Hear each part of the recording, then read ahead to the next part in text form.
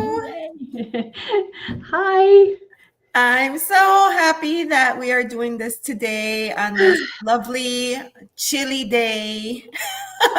At least it's chilly here in Florida, chillier than normal. What about for you, Colleen? It's very chilly here today. Yeah, we are definitely in winter, so I'm happy to share. I don't want any of your hurricanes. That's funny. Well, thank you so much for agreeing to do this. I'm really excited. I feel like it's a very interesting topic of animal communication, and there's so many overlaps, right, with the world of tarot. And so I thought that it would be cool for us to come together. So I thought that maybe we could start with an introduction for our friends that may be joining us in the chat or watching on replay. Okie dokie. So my name is Colleen, but you probably know that already because it says it on the screen. I am an animal communicator, and I know Elizabeth through tarot because I was doing tarot before I started practicing animal communication full time.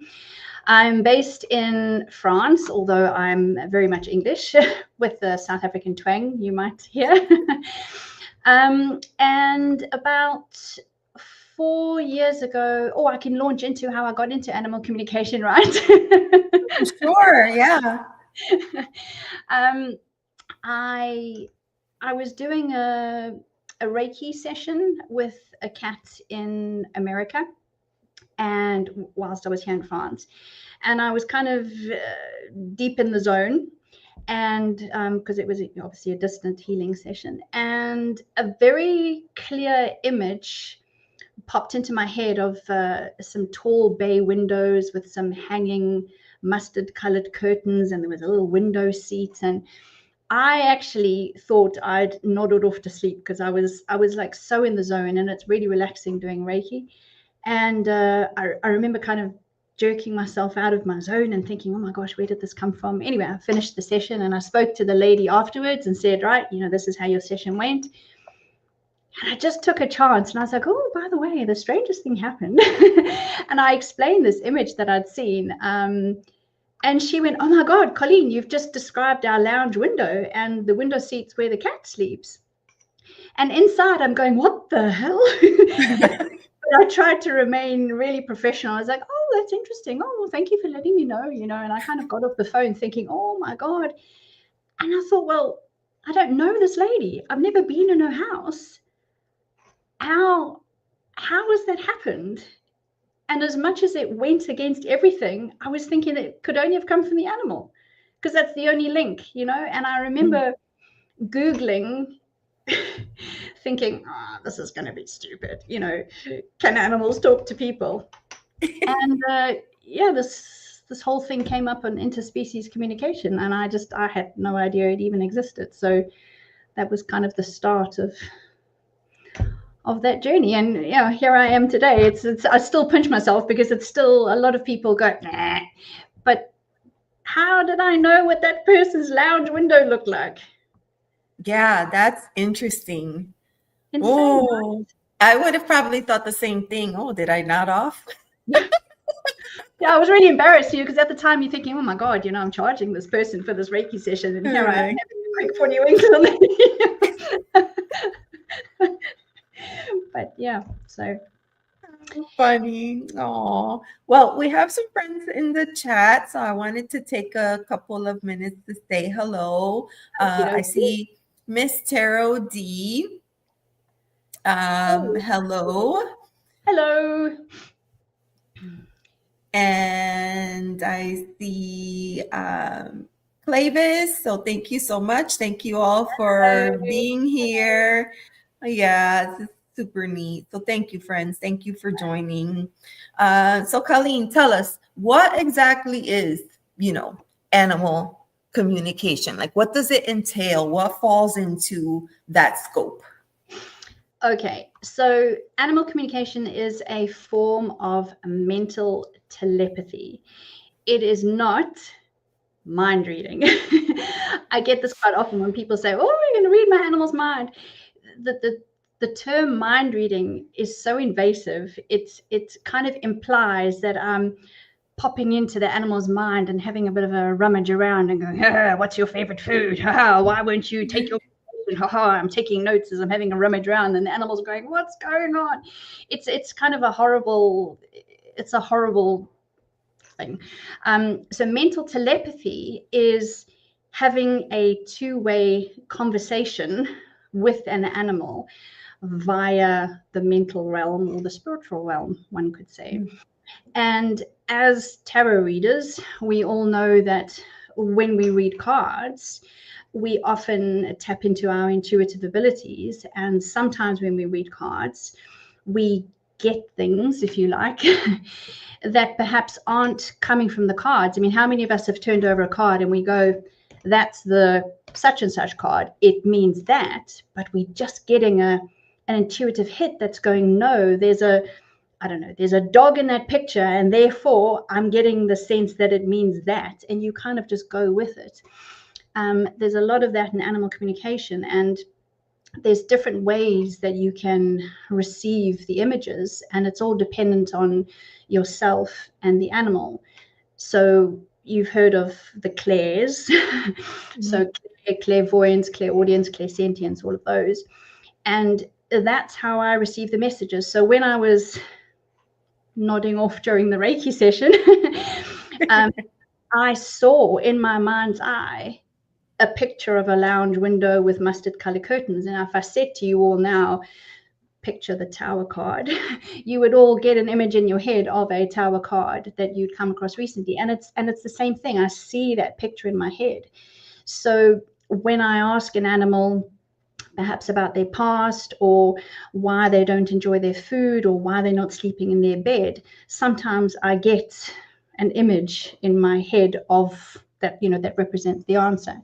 Sometimes I hear voices, but don't tell anybody. Sometimes I hear voices, sometimes I hear words, or I just get a word. A word will just pop into my head. Sometimes I get tastes, but I've learned with animals that's not always a good place to go. Early days in my communication, I asked an animal if they liked the taste of their food, and of course they can share the taste of things with me and also the smell of things with me. That's not always a good thing. That's not a good thing. I get also emotions. So I get a lot of emotions about how animals feel.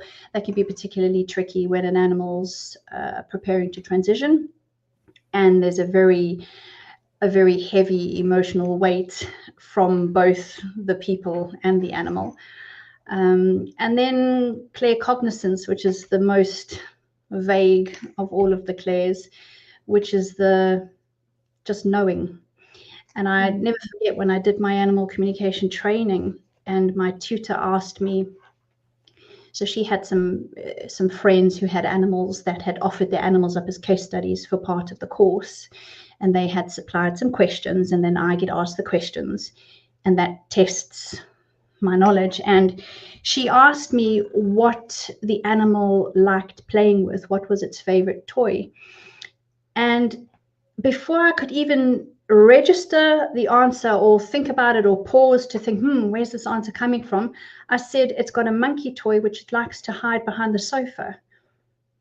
And as I said it, I was like, what the hell? And the woman was, how do you know that? And I said, I don't know. So claircognizance is a really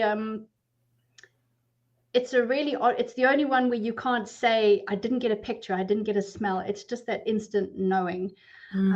But using a combination of all of those things is how I get the answers from the animals, and indeed how I would talk to the animal as well. So Colleen, like, you really had to learn how to trust yourself in a completely different way. Yes. Right? Because when we were reading cards together, we would pull a card and then we could sit there and think, well, it could mean this or it could mean that. Like, there was a lot of like uncertainty. But with this, you have to learn to trust yourself. Like, Absolutely. And that's hard. And even with tarot reading, we all know when we first start, especially if you read for others, you know how hard it is to go, well, it means that. Oh, but does it? Or does it? Because no, that's the Four of Pentacles, and that doesn't mean that. And it is about learning to trust. But before I started, I bombarded all my friends and family and any unsuspecting person that I knew that had an animal. And I was like, right, I need to practice, because if I'm going to do this professionally, I need to know that what I'm doing is correct. I'm not just giving people like, oh, your animal loves you very, very much. That's not verifiable. I want things to be verifiable, and I want people to come back and say, the way you said my cat is afraid of plastic bags, he absolutely is. And this we realized last week when we came in with the plastic bag or whatever. It needs to be verifiable. But it is hard. It was hard at the beginning. It does get easier as your confidence grows, much like it would do if you're reading tarot for people. But initially, I remember when I'd type up the transcripts and I'd kind of read it back, and then you start doubting and you go, no, you got to trust yourself. You got to trust your path. Just get it out there. And you'd send off the email, and then you'd sit biting your nails for hours until the person emailed you back and went, wow, yes, that's exactly what happened. But yeah, trusting yourself is hard. I mean, it is hard. I bet, just like in tarot, feedback is so important. Yeah. I'm sure that you sometimes, do you ever have, well, I don't know, because people are so, particular with their pets. Like, do you ever have people that don't provide feedback? Yes, I often have, people will come back and say, that's great. Thank you so much. Thank you for your time. And, that'll be the end of it. And some people will write back literally like 2 pages of feedback. And it's brilliant, because it also helps me learn, okay, I said that. And that's what I thought, because we all know analytical mind is not always so great in intuitive businesses. I interpreted it that, but when the person comes back and says, oh yes, what you said is this because of this, then I go, okay, that's what's happened. Also, sometimes I've had 2 instances which were very funny. One was my best friend's dog. She was one of my initial case studies, and one of the questions she asked me from her dog was, what don't you like? I know it sounds fairly, broad, but what don't you like? And I just got this instant picture of a blue bowl. So I said, it's a blue bowl. He doesn't like a blue bowl. And she's like, we don't have any blue bowls. And I'm like, no, you must have a blue bowl. I saw a blue bowl, And I said, well, what do they eat out of it? Stainless steel bowls. Well, what about the water bowl? The water bowl's blue, right? And she's like, no, water bowl's stainless steel. And she was like, oh, don't worry, Colleen, it's early days yet, and everything will be fine. And I'm like, no, I saw this blue bowl, 3 days later, she calls me. She goes, we found your blue bowl. Great, what is it? So she goes, it's not a blue bowl. It's a small kiddie's swimming pool. Those like shell shapes that open up and you put sand in the one side and water on the other side? And they put water in both. And this particular dog of the 3 absolutely freaks out whenever they get it out the shed. And it's like, oh my God. So I'd spent kind of 3 days thinking, got that wrong, And I had another incident where I said to the person, your cat loves cheese. And they were like, no, we don't feed the cat cheese. And I'm like, no, okay, well, let's move on, move on.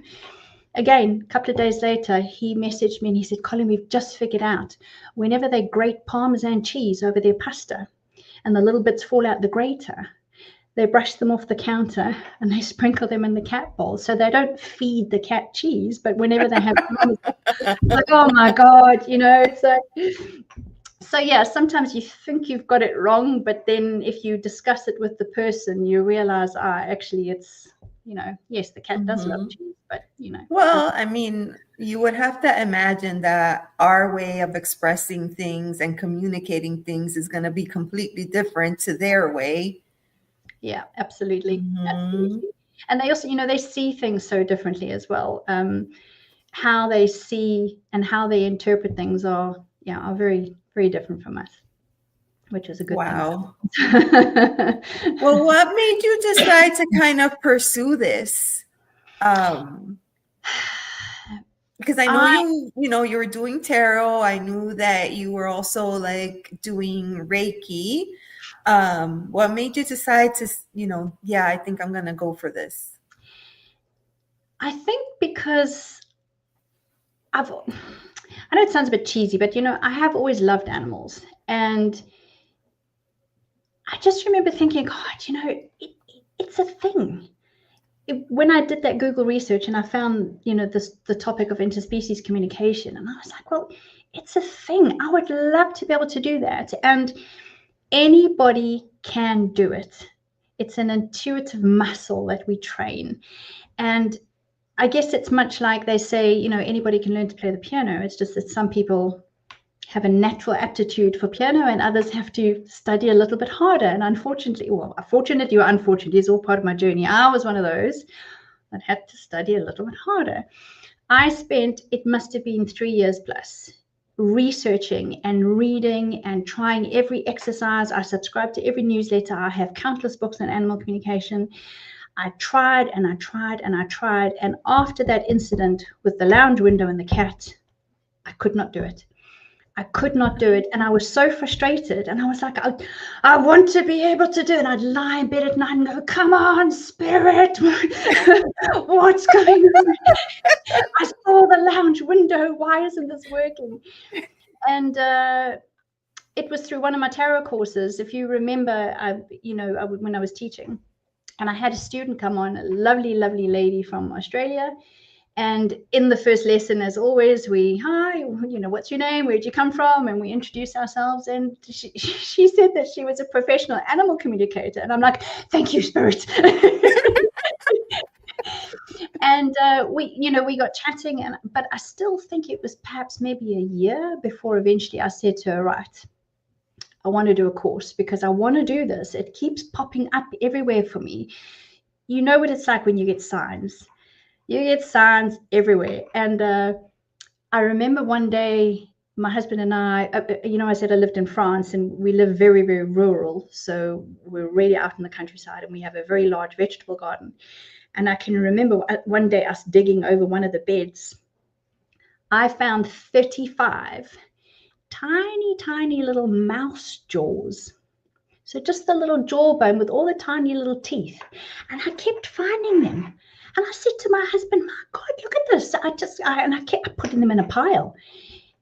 And afterwards, because, I used to throw bones as well as charms with tarot cards. And I was looking at all these mouth bones going, what's the message for me here? Why am I getting mouth bones? And then I was like, it's communication with animals, isn't it? It's a mouse, so it's an animal. And I saw that as a sign. And I was like, okay, come on, let's do this. And I got hold of the lady and said, right, let's do a course. And she kind of gave me the structure and she gave me all those case studies with the verifiable answers where I could say, right, this is what I'm getting.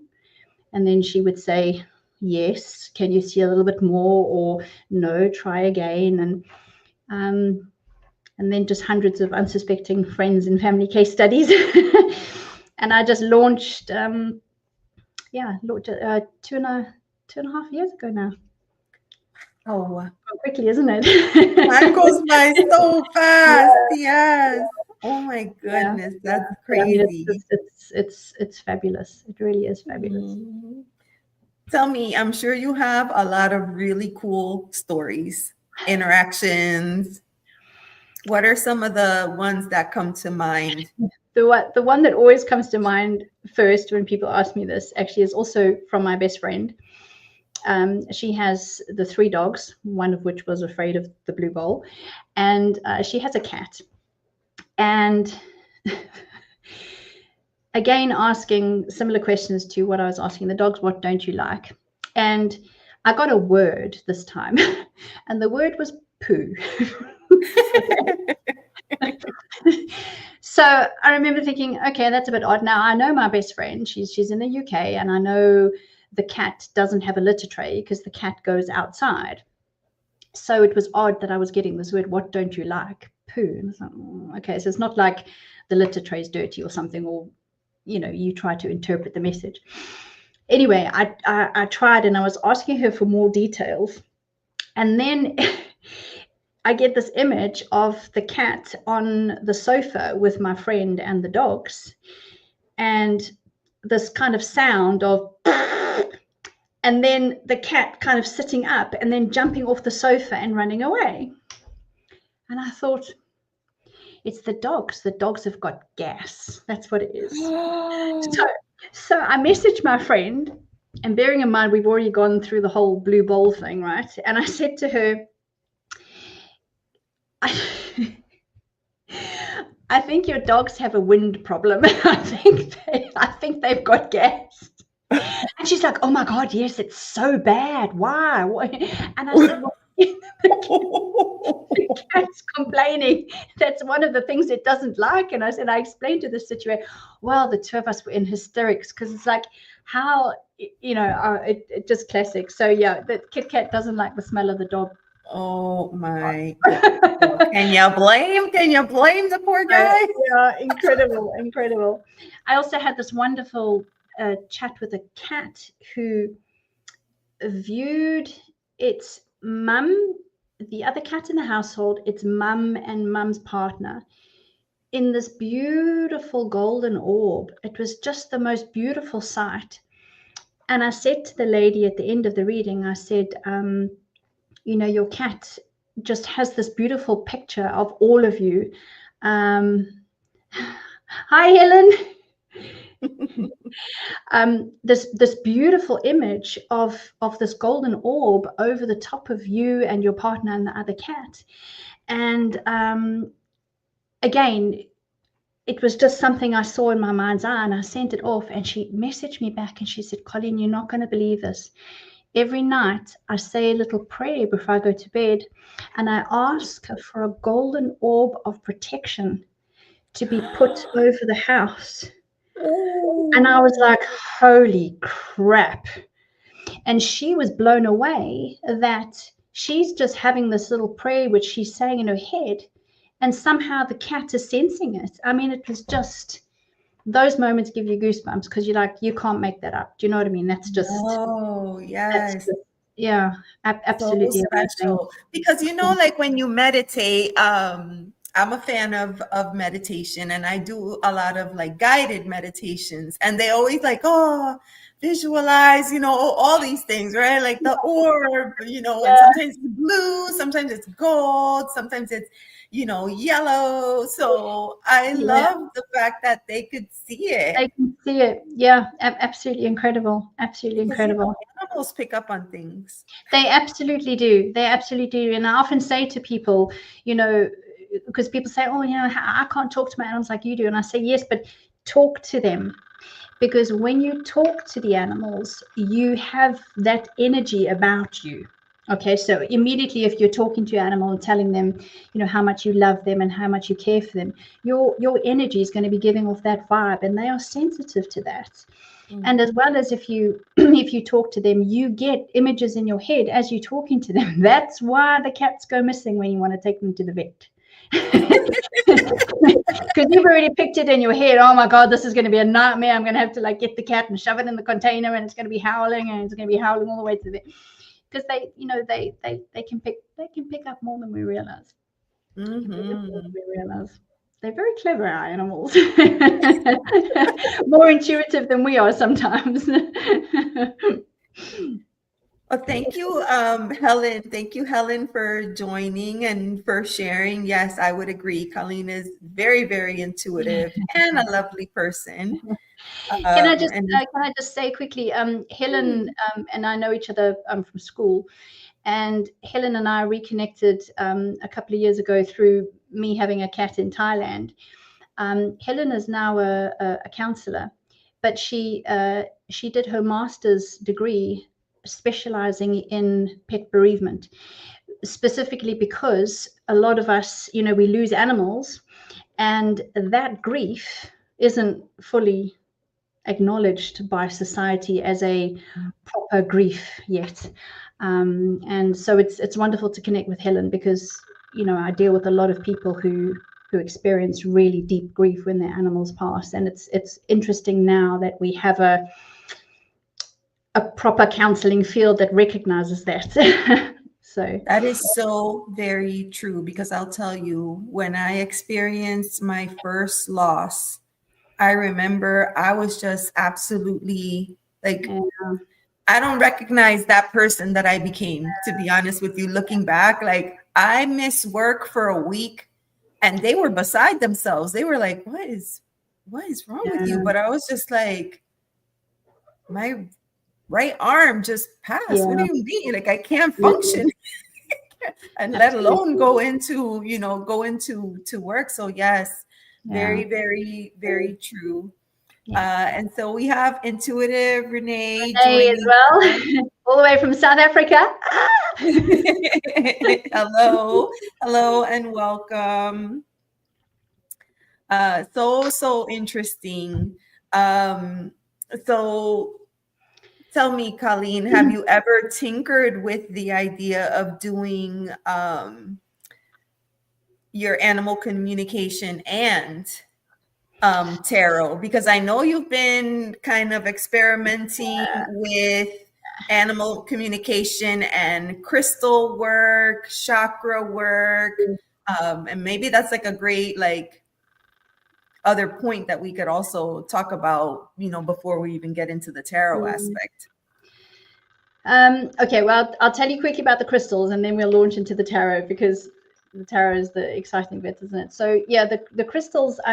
Also many years ago, I did a crystal healing for animals course, and it ties in really, really nicely with the Reiki. And quite often when I'm doing an animal communication session, some animals are like very, oh, hi, yeah, you want to chat? Okay, let's chat. And other animals are very, very wary and very, very suspicious. If the animals had, if it's a rescue animal, for instance, or if it's had a traumatic background, me just popping in and going, hi, my name's Colleen, your mum's asked me to ask you some questions, And quite often I've had to do I've had to sit with them and do some Reiki first and try and make them understand that there's no expectations from them, and they they just welcome to share what they want to share, and this is all about them having their say and such. So I do a lot of Reiki in the animal communication sessions. And I did the course and with the crystals, and because we all love crystals, don't we? We all love crystals, and yeah. And one could never have enough crystals. And a couple of weeks ago, I was doing this reading, and this dog had severe separation anxiety, and I was trying to understand what the animal was feeling when it was separated from its people, so that we could try and have a starting point if they needed a behaviorist or training or whatever. And for some reason I just thought, you know what, I'm going to dig out my crystals. I'm going to give this dog a full-on Reiki session, but he's going to have the whole crystal shebang. And I have a humongous selection of crystals. So I just sat and I was like, right, I'm just going to intuitively go, right, what do I need for his root chakra? What do I need for his sacral? What do I need for solar plexus? And I picked out all the crystals and I laid them out, and I cleansed them with Reiki. I gave them all their mission, told them what they were going to do. And then I thought, oh, I could use my pendulum. That'd be fab. I got out the pendulum, cleansed the pen. And you know what? I had an absolute ball, and it was such fun. And I was, testing each chakra, and I went, and then I did Reiki for each of the chakras that were unbalanced. And then I tested again with the pendulum, and, things had changed. And I thought, oh, that's interesting. And sent off the report. And she sent me an email 2 days later. And she said the day after I'd sent the report, she had to go out for an emergency appointment. And this dog is so traumatized by being apart from his people. They have video cameras in the house so that they can check on him when they go out to make sure that they come back in time before he loses the plot completely. I mean, it was really quite intense. And she said they went out. And they were like, and they watched him. He got up and he walked around and he went and looked in all the rooms, and then he went and he lay in his bed and he waited for them to come home. And she said, oh my God, that's never happened before. So that was super exciting. So I really feel we're all energy, aren't we? This is how this all works, how we're all connected. So the crystals work, the Reiki works, and it's just something else that we can use to help ourselves, help balance ourselves, and help balance our animals. Help balance the world. Balance the world. Yes. Hi, Helen. Welcome. Colleen, that reminds me, do you remember, like, so I have a cat. I have 2 cats now, right? So I have Miracle and then I have Kimchi. But you remember Miracle? I had this like love-hate relationship with Miracle. And Miracle this, Miracle that. It's a miracle she's still alive, and I'd carry on about, she's always carrying on in the back of all my videos. And I'm like, Miracle. So, and then she got sick. Do you remember?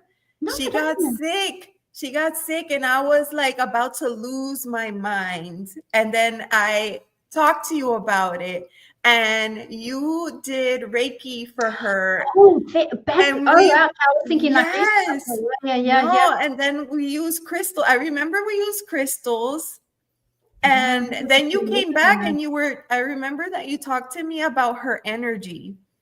And I remember thinking, like, that's so cool, like how she knows, how she knows that stuff. Like, and who would have thought that it would eventually develop into this? Yeah. Well, we never really know where our paths are going to take us. Yes, always an adventure. It's always an adventure. Awesome. All right. So, well, let's talk about tarot then, because, let's talk about for me, it seems like a no-brainer that we would want to combine both, tarot.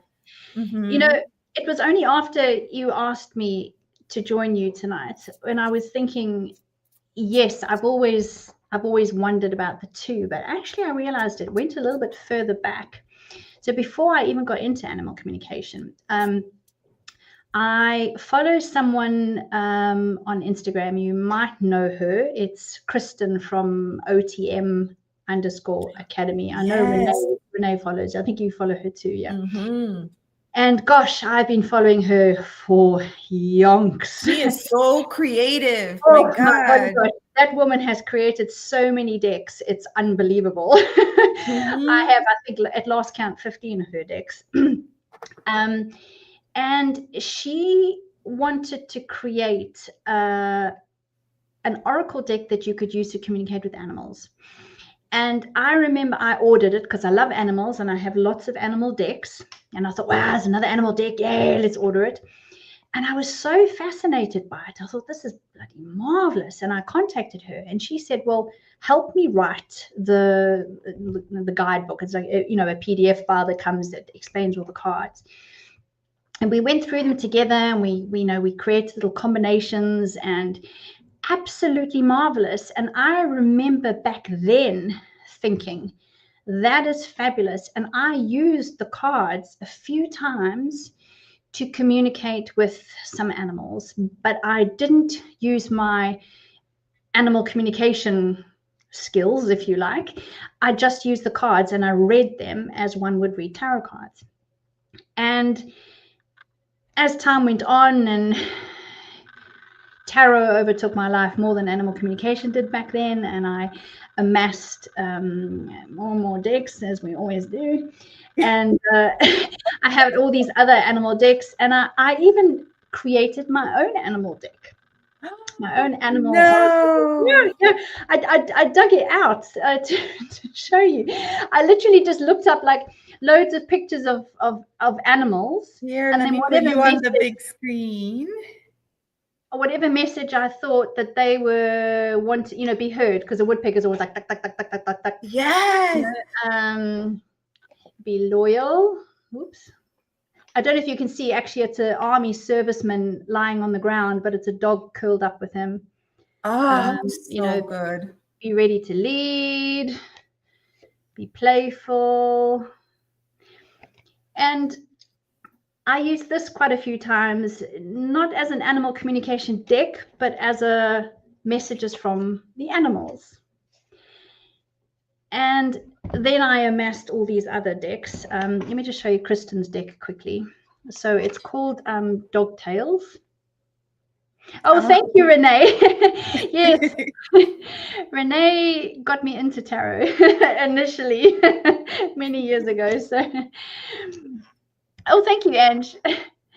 And you know, it was so. I mean, literally, they're bits of black cardboard with a silver pen and a little, you know. Oh, but I just love them. And I called the deck B because all the messages were be something, be nurturing, you know, be playful, you know, be open to details and stuff like that. So yeah, brilliant. And then Kristen's deck is called Dog Tales. And even though it's dog, you know, she said it can be used for any animal. And they all have a little phrase, a little word. And a picture. And you know, let's just find, whoops. And with this deck, I think that was the first time that I used a deck to communicate with animals. And then I think it was earlier this year when I thought to myself, if we use cards, because I do pet mediumship readings as well, I can talk to animals that have passed. If we use cards to do ancestor readings, past life readings, all the kind of non-standard tarot readings, why can't we use tarot cards to speak to animals? And I think initially my first question was giving a tarot reading for an animal. If a person comes to you and says, I'd like a tarot reading, they don't always give you details. They want the tarot reading. So you go, okay, there's no details. Let's just draw some cards and see what we get. Why not? Why not be able to do the same thing with cards and interpret the cards in the exact same way as you would? The only difference is that, you know, you might not get verifiable evidence. You're only going to get what their guardian tells you. Yes, I confirm that's right, or whatever. So there might be a little bit of a lack there, but you know, why not?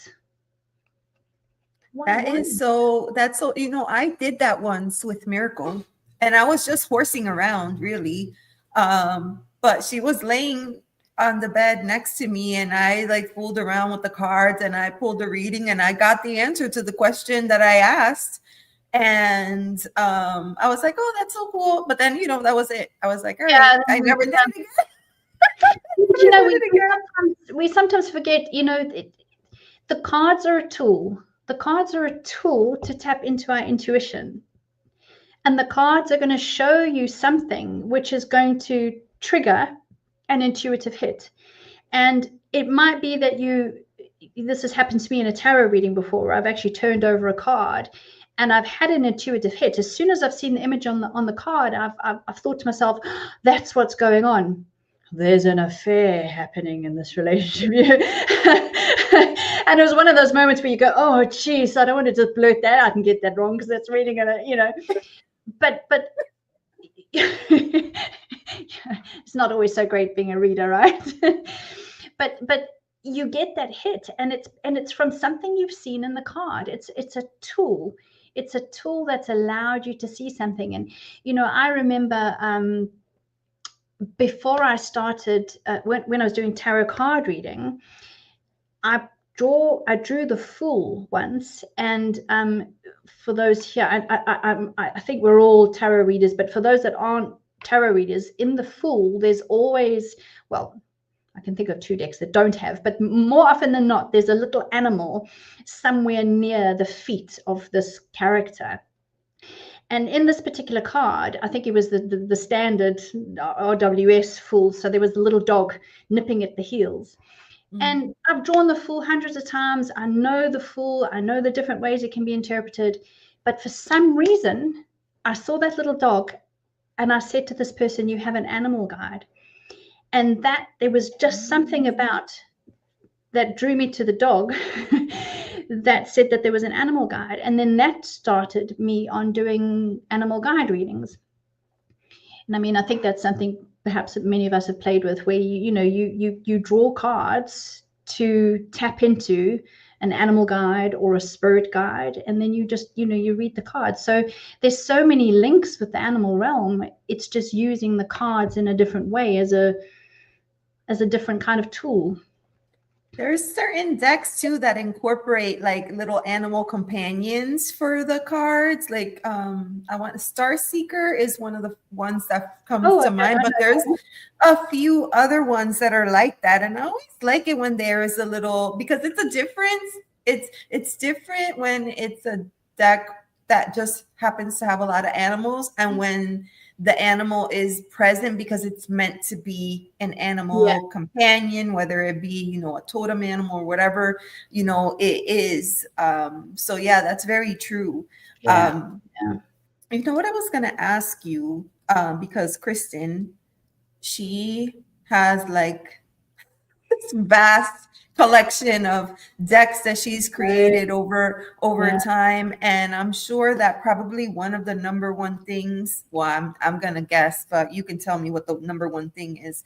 One of the number one things people come to you for, my crystal ball says grief. Is I don't know if that's true or not, but I'm wondering, does Kristen have like a deck on grief? Have you ever use the cards that way? That would be interesting to explore. No, actually, yeah. What was that video that you just sent me on Instagram from Tarot Diagnosis? Was that wasn't grief based, was it? No, it was that wasn't grief based. That was the book. Yeah, that was the book that they were bringing. That was a book, but I think that there is someone now with a deck on Kickstarter. Oh, Ange, if you're still there, what was the name of that deck? It's an oracle deck for grief. But what I was gonna say is that I think probably a lot of people, because there's all kinds of people in this world, those that are inclined to open themselves up to the gifts of intuition, and those that are like, oh, that's hogwash, that's witchcraft, that's not interested. But I'm sure that when an animal passes, all of a sudden they're willing to explore anything. Yes, right? Like it could be like the most religious person in the world, but something happens to a loved one, and all of a sudden you're like, yes, I'll talk to a psychic, I'll talk to a medium, I'll talk to whoever. Whatever I need help.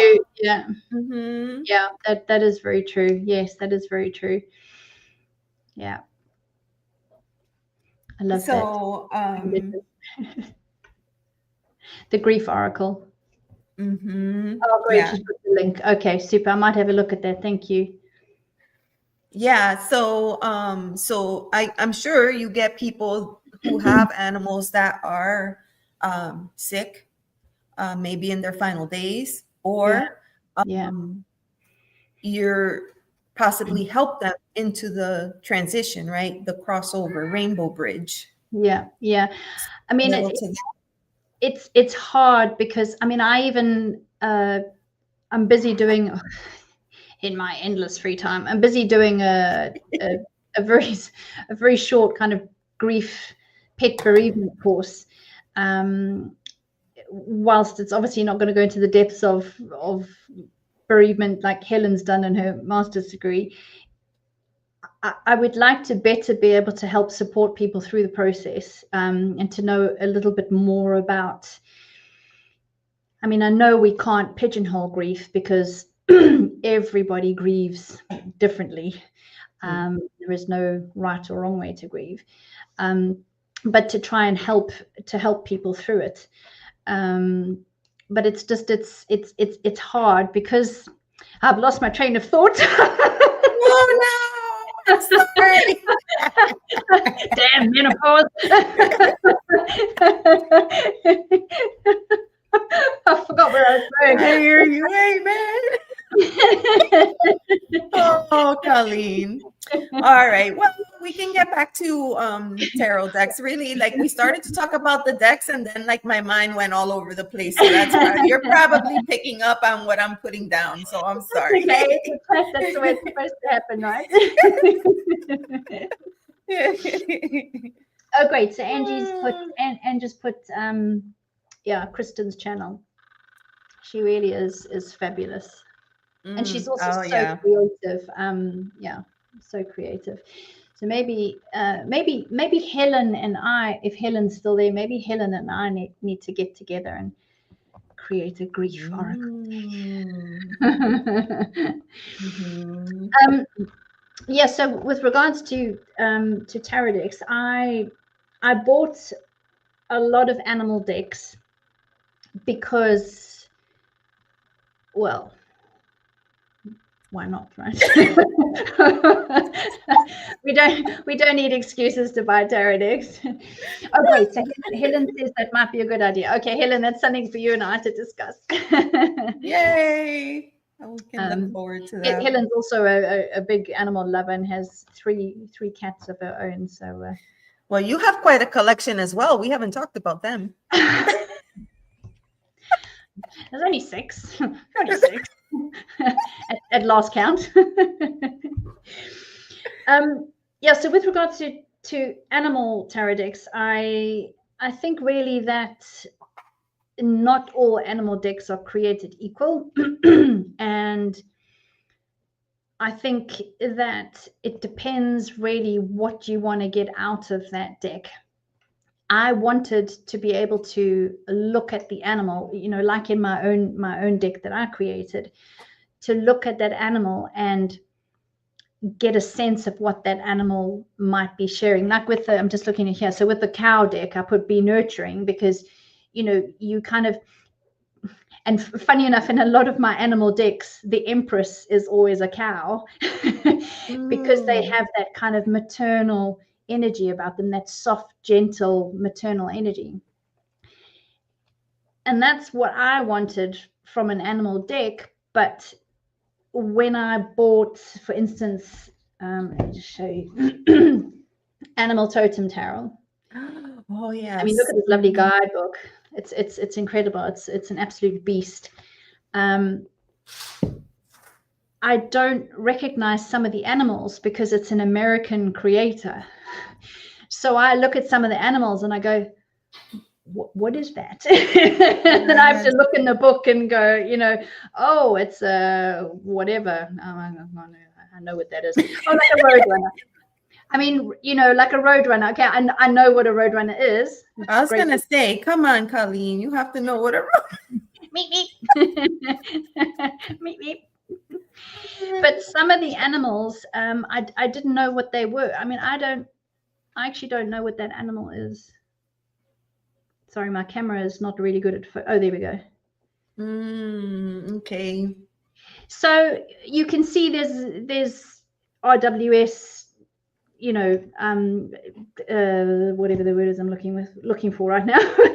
But I wanted to be able to get the message from the animal. I wanted to be able to look at the animal and go, that's a cat. It's going to be independent. It's going to be mysterious. It's going to, you know, those things that I would interpret the animal as doing. This is a beautiful deck. And, you know, like I say, it's got a chunky. Renee also says she struggles. Yeah. She struggles with that tarot deck. I mean, it is a lovely deck, and you know the images are fab. But I think I would have just liked a little bit more of. Yeah, I suppose you might just have to have. It's really difficult, right? Because I hear that a lot from people that use tarot decks, like for example, Australia, right? It's a completely different hemisphere, and they just have different animals. And I forget whose channel I was watching where they were talking about animals in a deck, and they said some of these animals I've never seen or heard of. I feel like I know more about a unicorn than I do about these real animals. Yeah, and it's so true, so true. That's why I struggle with animals. There's I bought another one, which was the Animal Wisdom Tarot. Well used, as you can see. But because I love the artwork, it's isn't it funny that one should pop up? Look how lovely the artwork is. It's really pretty. It is pretty. And I actually have a book. I have it right here. It's the same. Illustrations, yeah, and the same. Yeah, and it's beautiful. So I love the artwork. Penguin. That's Colleen, by the way, for our friends who are just meeting you for the first time. That is your spirit animal. Spirit animal, yes. He was very determined to be my spirit animal, no matter how much I tried to ignore him.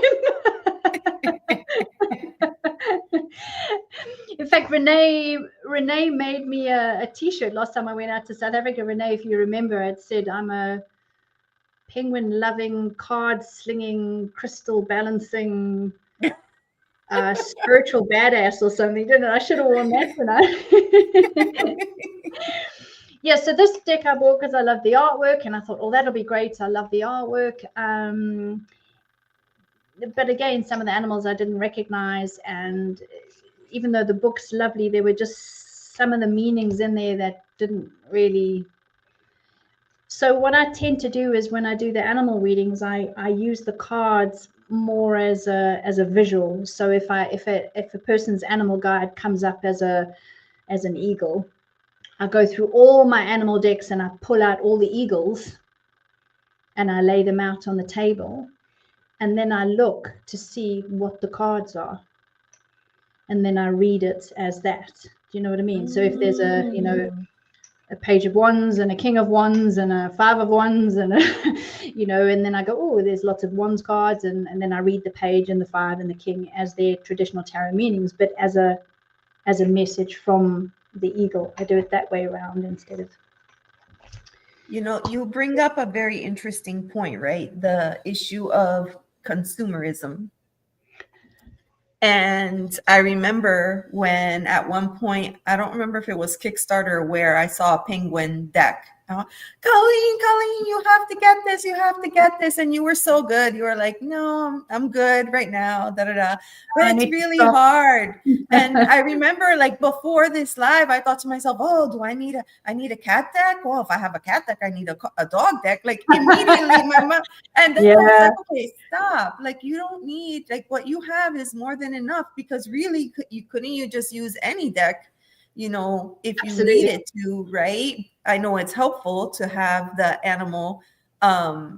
animals represented in the cards, but really, if this was something that you wanted to explore with your own animals, really you could use any deck. You absolutely could. Yes, absolutely. Because again, the cards are a tool. They're just a tool, and they need to be cards that you love and that you feel comfortable with, and a bit like you with your shadowscapes. But yeah, a deck that you feel comfortable with, that you that you've bonded with, that you can read easily. I mean, you're not going to pull out a deck that's brand new that you haven't yet bonded with and try and do a random reading for an animal, let alone a person. So yeah, absolutely, you can use any deck. I really like your approach, though, in creating something that was usable for yourself, right? You had a need in that moment. You're not going to sit there shouting, like, I'm going to create what I need. And I like the idea of, like, having the animal and then what the mood is, right, for the animal, like your woodpecker card. Be heard, I think you said it was. I love that, because a lot of times you encounter certain animals, right, in different areas, because I have animals in this region that are probably different than the ones that you have, but they demonstrate little behaviors. And as someone that sits right next to a ginormous window and oftentimes finds myself just staring to see what's going on out there, I see certain animals and they're doing little things, and they're all like individual, and Yeah, cute in their own way. that's right. And you could like have their photo, and then like what is it that Whatever you message know you, them, yeah, like yeah, squirrel, and whatever it is. I think yeah. it's so interesting when people come here and they live in an area where there aren't any squirrels, and they're like, oh my God, I saw a squirrel. And I'm thinking, you can have them all.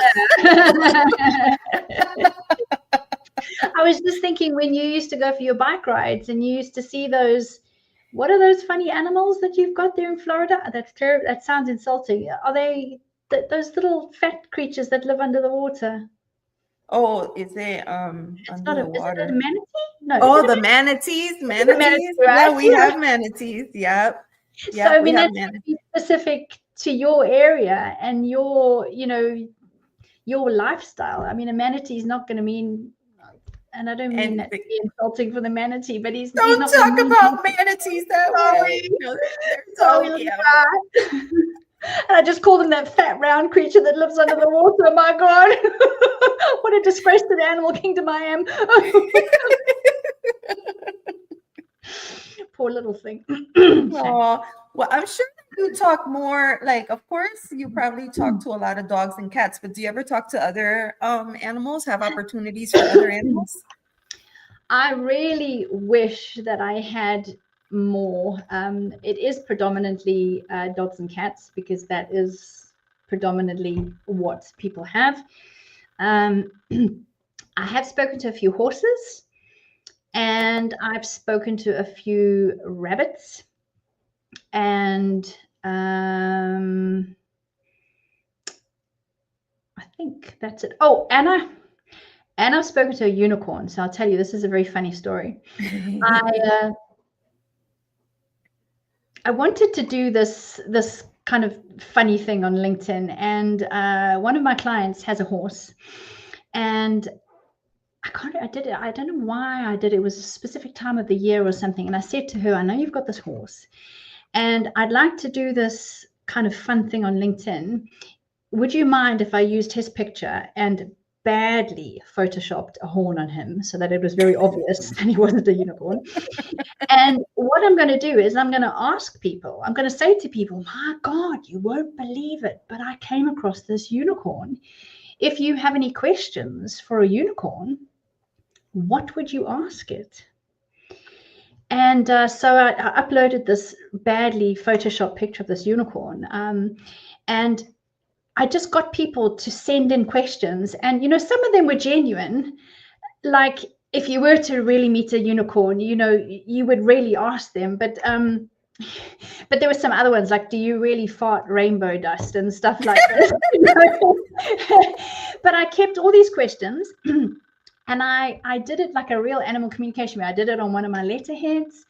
And, I always have the picture of the animal. So I had this badly photoshopped picture of poor Rudy, and but she'd taken the photograph at nighttime, so he was a rare night unicorn. And then I listed all the questions, and then I don't know whether I intuitively answered the questions or I just answered them for like, haha, this is fun, and it ended up being this really funny reading.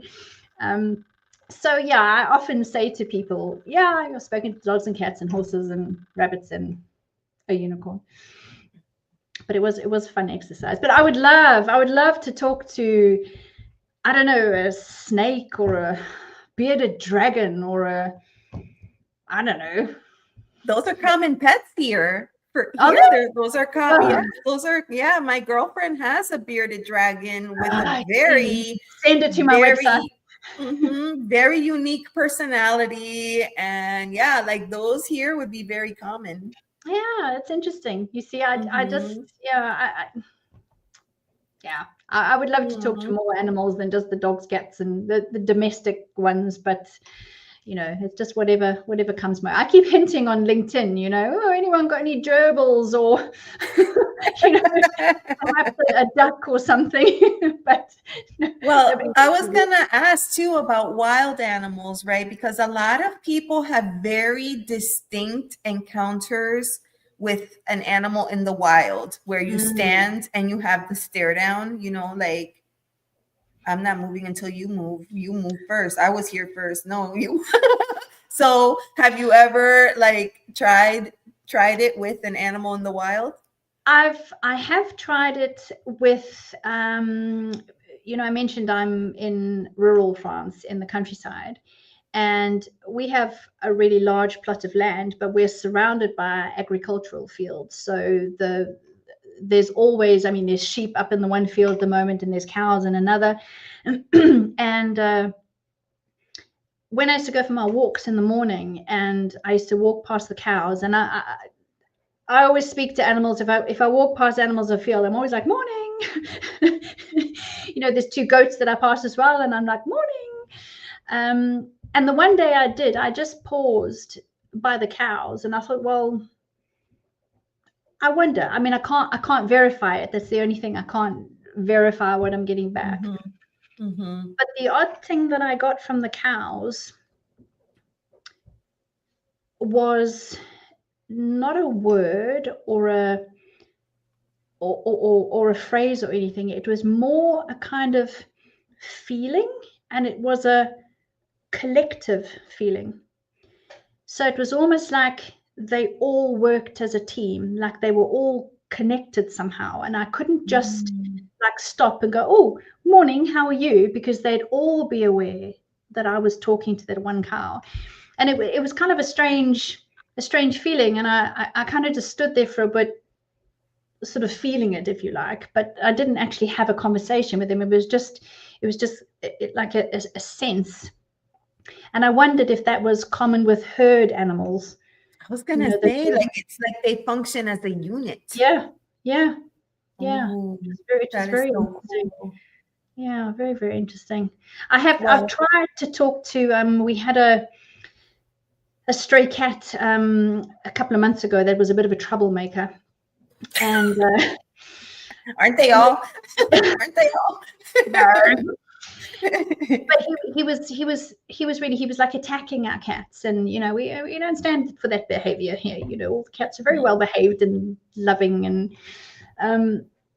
I remember trying to communicate the concept, which was a bit tricky, saying, if you behave like this, and then I'm picturing all our cats, eating in the same room together, and those 2 cuddled up, and that one sleeping there, and that one being fussed. If you act like that, then you'll be fed, and you'll have a warm bed, and everything will be fine. But, and then I picture him, attacking the other cats. If you act like that, and then I picture myself chasing after him with a stick and screaming like a banshee. But I'm not really sure that animals like appreciate that kind of, if you do this, this happens. If you do this, this happens. That's kind of like a complex way of thinking. But yeah, I think I just chased after him with a stick and screamed like a banshee so much that eventually he did disappear, because he didn't change his behavior. And it may be important to say now as well that you can't always change an animal's behavior. Animal communication doesn't tap in and say, right, why are you acting like that? Oh, I act like that because of this and that's right. Okay, well, you need to change it because you're going to get into trouble, and you're right. So from tomorrow you need to act like that. It doesn't work like that. It's a bit like telling your teenage child they have to act a certain way. They're not going to go, oh gosh, sorry, yes, no problem. Yes, they're going to rebel. They're going to rebel. And that's why I work quite often with behaviorists, because I can get back to the person and say, your animal is acting in that way because this is how they're feeling. So when an animal exhibits, I'm not quite sure how we launched into behaviorism, but I'm just going to go for it. When an animal exhibits a certain behavior, it's as a result of how they're feeling about something. So I can communicate with them and give them a chance to say, I act like that because I'm frightened, or I'm worried that's going to happen, or I've got pain in my back leg, or, I don't like that food that they're giving me, and that's why I keep spitting it out, or something. And at least then I can give that information back to the people. And then they can either change the food, get the leg checked out, or they can perhaps look at getting a behaviorist in who can help them work with changing the dog's behavior and their behavior, because it's always a two-way thing, or the animal's behavior and their behavior. So you can't always change the behavior just by having a chat with them. Sometimes it's a little bit more complex than that, but at least it gives them a chance to voice their corner. I feel like that it's interesting, right? Like, because you have to draw a line between animal communication and like when you need an animal communicator, when you need to go to a behaviorist, and then is there a difference between a behaviorist and a trainer? Absolutely. I would say my definitions, I would say a trainer is going to train your dog to do specific things. So you go to a trainer to teach your dog how to do recovery work or scent work, or to sit and wait for their food, or to walk on a lead, or it's training a specific behavior. Whereas a behaviorist is much like a counselor or a psychologist in the human world. They will look at the behavior. Obviously they can't communicate with the animal like a psychologist can, but they will look at the behavior and say, right, okay, the dog's behaving that way because there's an emotion behind it, and what we have to do is work with rewarding a behavior that's more positive, so that we don't reward the bye. Is it Clevis? Hi, Clavis. Thank you for stopping in. Have a great day. Thank you for joining. Yes, so quite often when people come to me with a behavior problem with their animals, I have to decide, is that something, I'm always very clear to people, I say, I can't change the behavior. If it's something very slight, I can't think of an example. If it's something very slight, then sometimes I can, because I can say to the animal, you're acting like this, but actually this is why the person's doing this. And then the animal's like, oh, okay. And then we can change it. But that's very rare. So I make it very clear to people, what I can do is we can understand why the animal's doing it. We can understand the emotions behind it.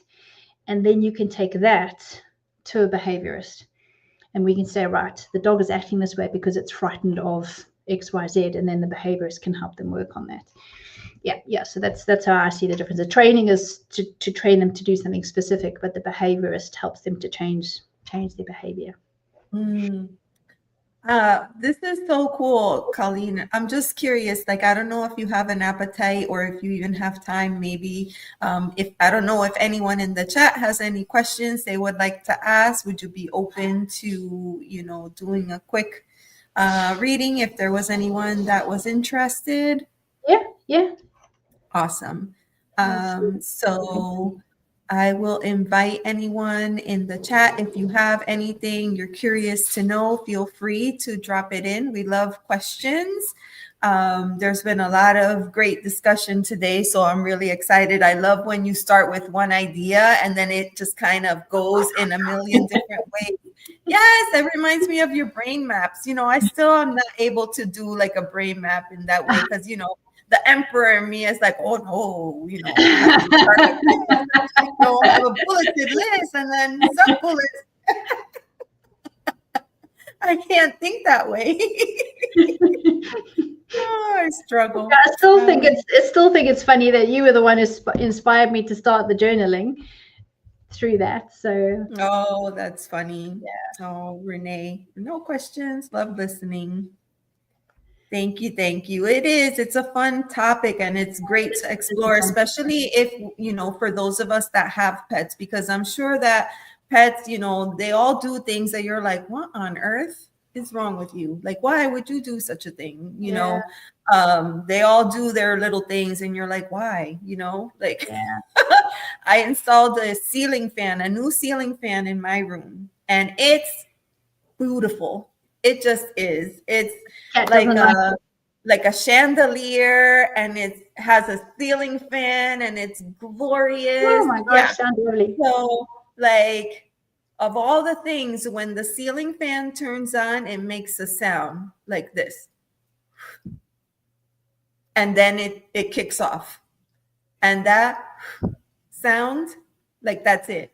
Kimchi runs and hides and screams and hides under the bed. And so I have this gorgeous thing, but like I can't use it because she freaks out. And if I turn on the light, it's even worse because it casts all these beautiful shadows on the wall. She doesn't like it, so I have to turn off the. So yeah, yay me and my beautiful fan that I can never use because kimchi.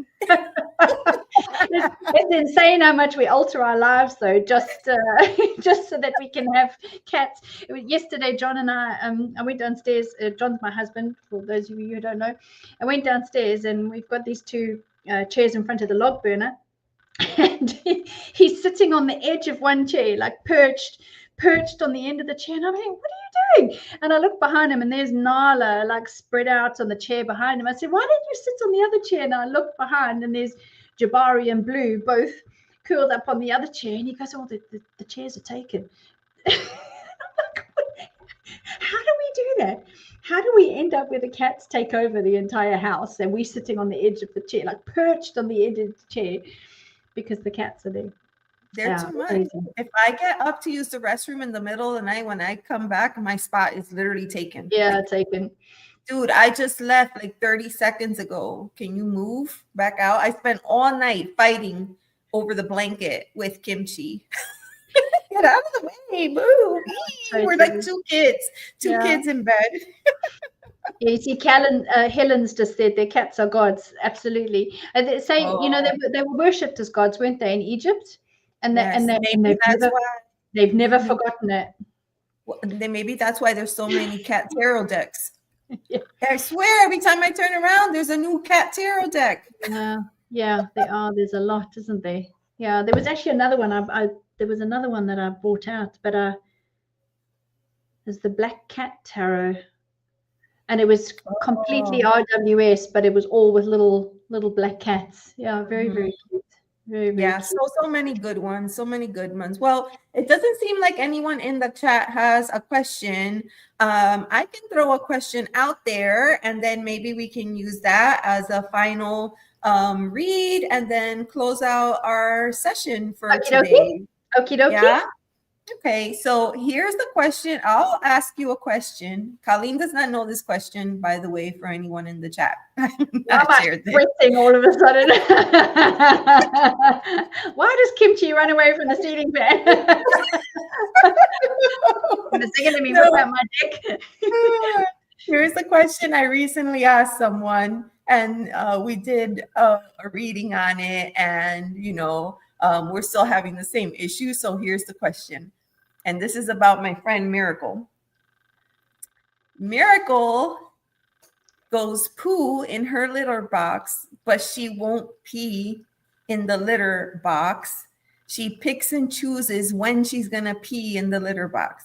So she goes, and then like if we lift her and put her in the box, she goes. And if we don't, then she pees on the side on the mat. And we've tried changing the litter boxes. We've tried changing the actual litter. Her and Kimchi share boxes. So if they go in one, they immediately run to the other box and then finish in the other box. So they both do this. So I'm just curious, why does Miracle insist on peeing? And then like she holds all her pee. So it's like a massive, like, yeah. So she's not happy with the litter box, though, is she? Is No. it perfumed litter, Elizabeth? No. And you've changed the litters. Hey, Miss Taro D, thank you. Okay, so shall we draw a card? Yeah, let's draw a card. I'm just going to get out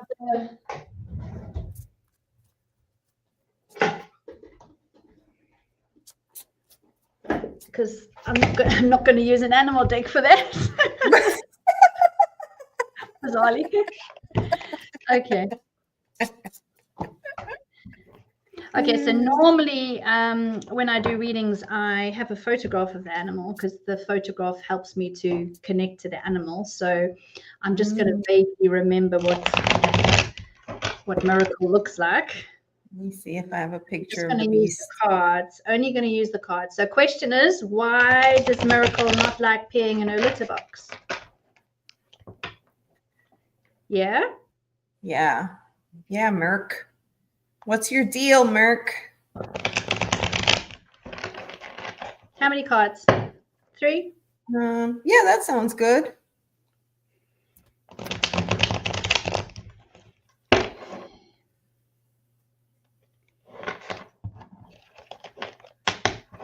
Okay, so let me think. Why is Miracle not peeing in her litter box?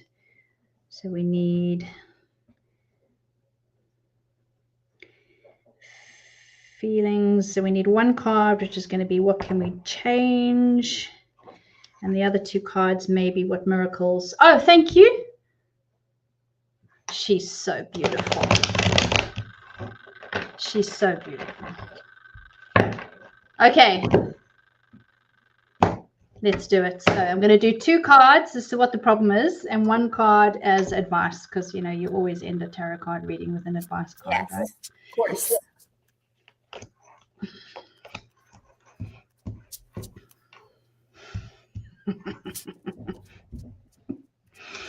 Okay, 2 majors.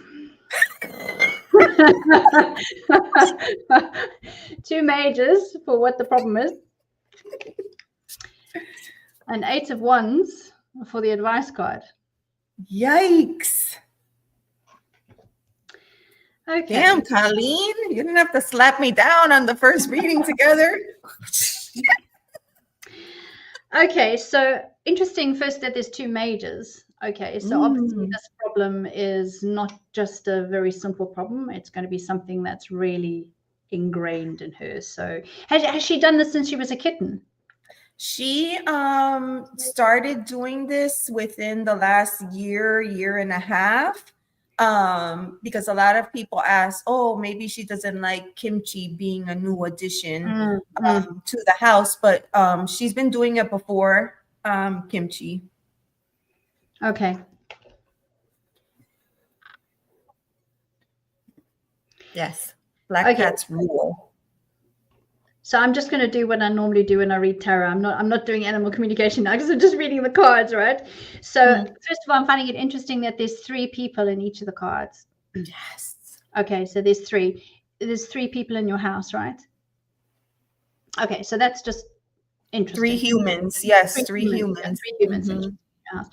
Also find it interesting that oh, sorry, I'm back to front here. The 2 majors continue. No, it's me. You know when you're looking at yourself in the. I struggle with that too. That we've another game. So we've got the 5, and then we've got a 6. So there's actually like a continuation somehow, which is interesting. So you know, normally when I read majors, if we're looking at the first 7 majors, the second 7, the first. These are from the first set of majors, if you like, and they continue on from one another, which makes me think, that's why I said, has she always had this problem? Because that would make me think that problem's kind of always been there. But you said she started just over a year ago before kimchi? Before kimchi. You know when she started? She started when we started putting those pet liners on the floor. And mostly that was because of the mess of litter out of the box. And she was just like, oh, look, a pet liner. Let me go there. Except now she misses and she'll like go part on the liner, part off the liner, part in the box. Like she's just all over the place. Have you tried taking the liners away? Yes, but now she just pees next to. No, she just pees next to them.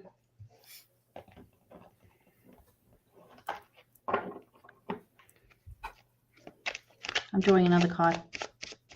I never do this. Are you drawing a clarifier? Just so we know, when we've got 6 clarifiers on the table, that Colleen's lost her tarot card. I was like, oh, what does that one mean? Just draw another card. Now, I'm just curious why there's 2 majors here.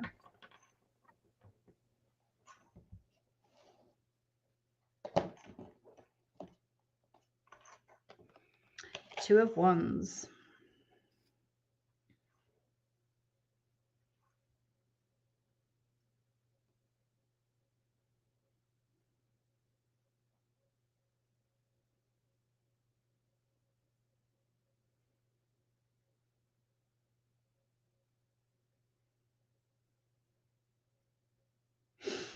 No.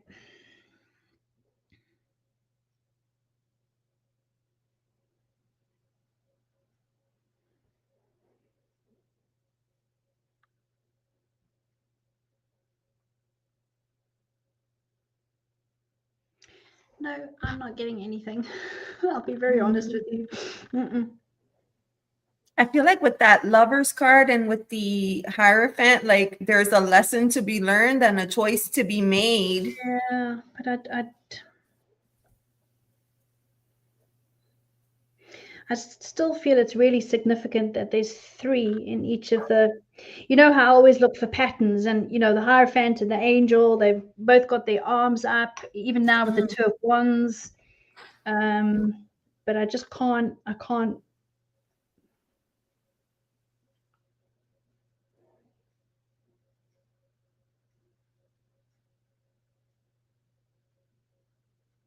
See, this is why I don't do live animal communication readings. It's totally fine. It's totally fine, Colleen. Because it's a mystery. It really is. No, I would love to. Jokes aside,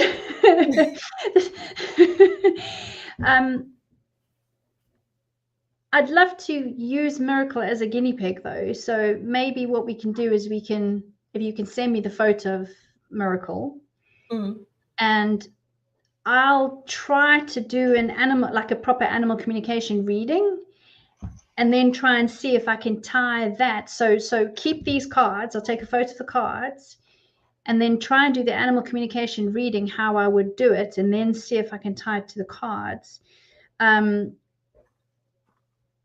Yeah, that's why I asked. Sorry, Renee.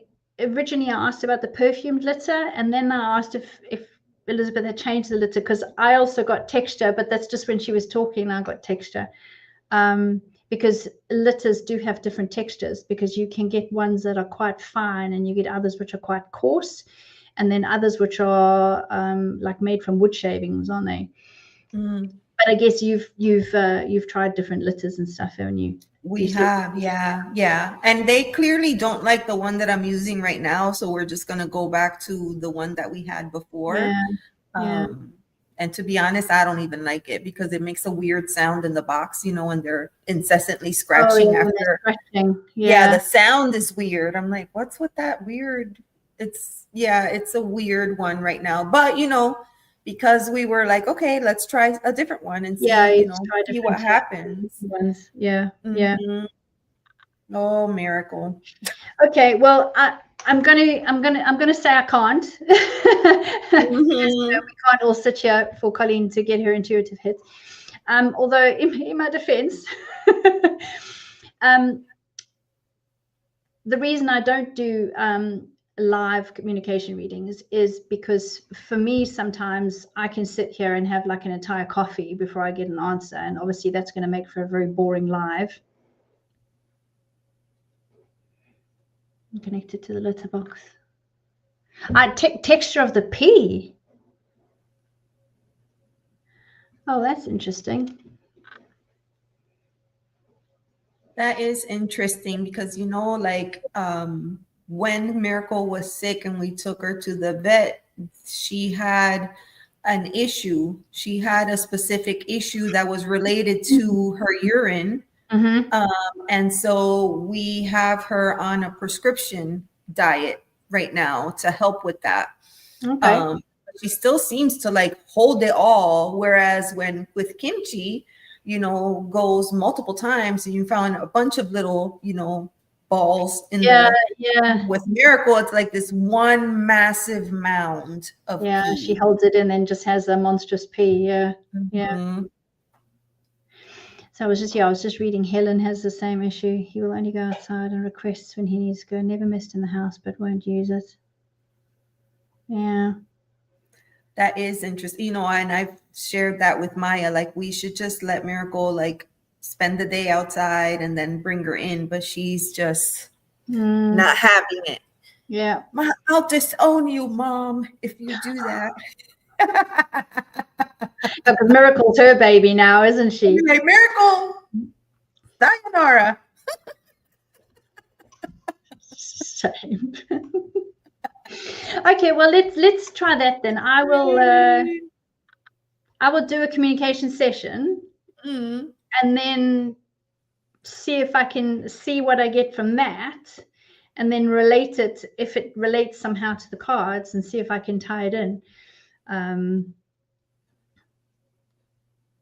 Yeah, just I don't. Yeah. I shall contract your services. More to come, friends.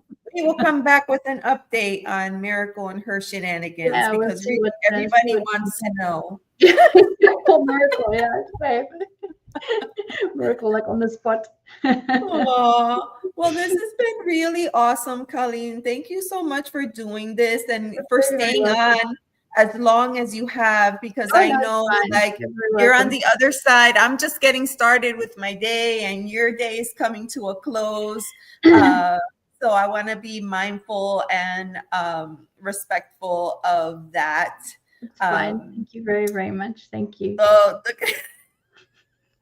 Yeah, everyone's going to want to know now what's happening with Miracle and the P.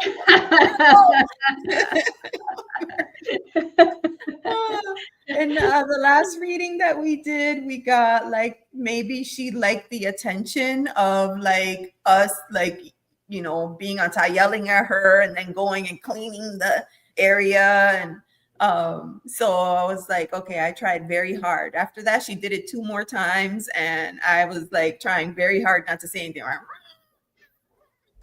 But didn't you say you picked her up and you went and put her in the litter tray and then she goes? Maya picks her up and puts her in the tray. She did that yesterday and she went, but then she did it the day before. She pooed and then exited the box and then went back and peed next to the box. Okay. Oh, well, we'll see what we can find, and we will report back.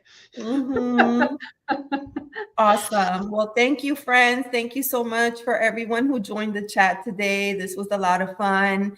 Animals are super, super interesting, and it's fascinating, right? Because they can't express themselves the way we can. Even us as humans, we have a hard time, you know, communicating our thoughts and our feelings. So imagine, you know, an animal. But, you know, this has been really fun.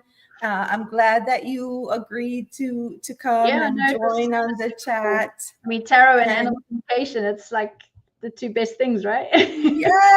Yes. So thank you, friends. Good night to everyone. Good night, everybody, for joining.